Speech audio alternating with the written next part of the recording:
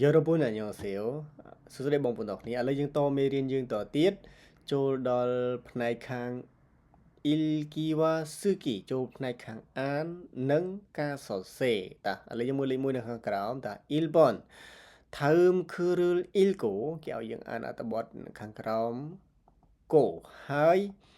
질문에 답해 보세요 តាសូមឆ្លើយនឹងសំណួរតាឥឡូវយើងមើលនេះគឺជាអត្ថបទរបស់គេអត្ថបទទាក់ទងជាមួយនឹងការប្រកាសជួលផ្ទះតែកន្លែងនេះគេដាក់ phang isoyo តាមានបន្ទប់ phang hana បន្ទប់មួយ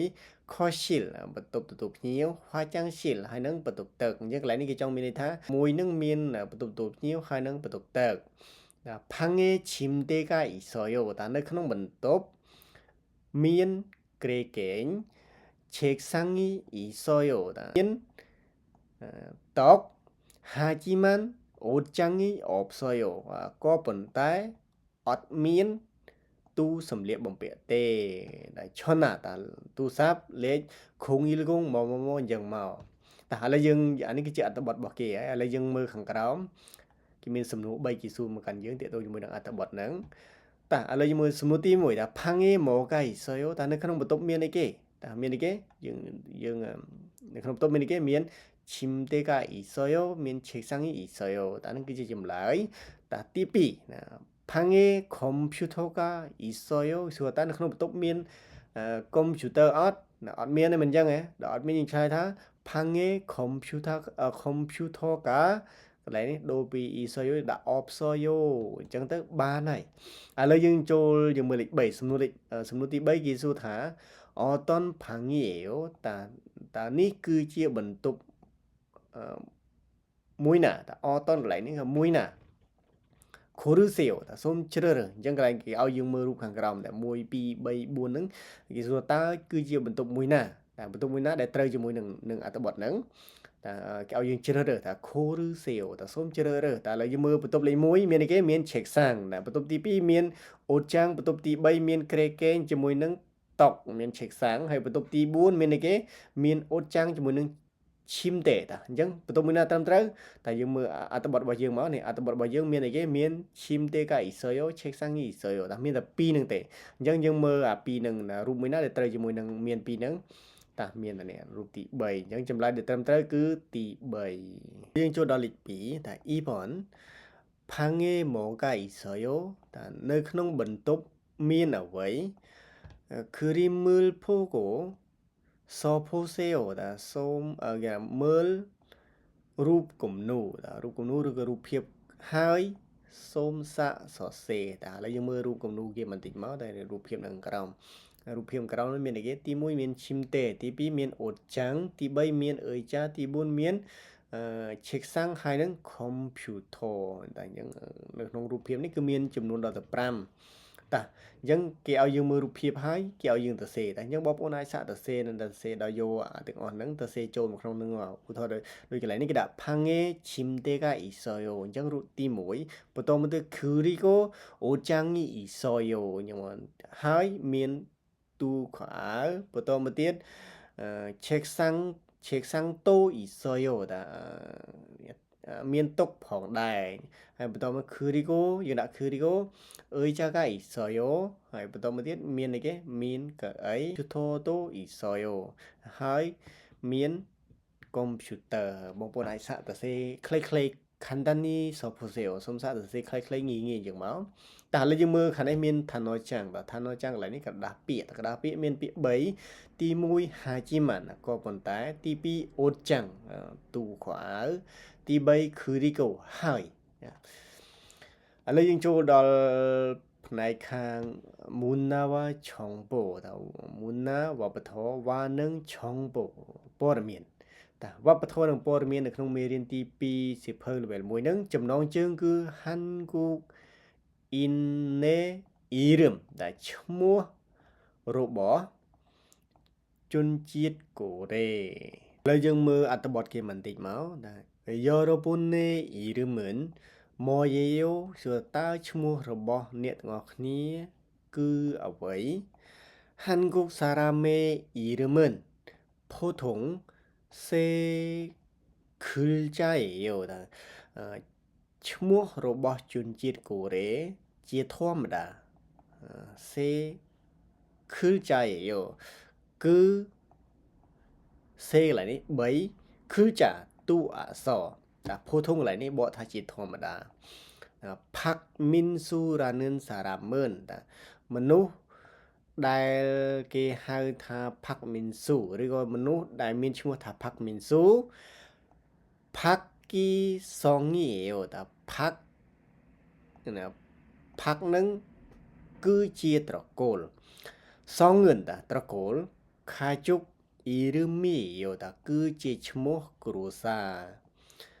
គឺរីក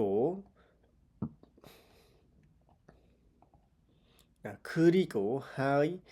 មីនស៊ូនឺនអ៊ីរឺមីយោហើយមីនស៊ូគឺជាឈ្មោះឈើម៉ាណាមយ៉នតាពេលដែលជួបគ្នាដំបូងផាក់មីនស៊ូស៊ីតូនឺនមីនស៊ូស៊ីរ៉ាកូភូឡយោណាវាភូឡយោកន្លែងនេះបកថាហៅរ៉ាកូថាអញ្ចឹង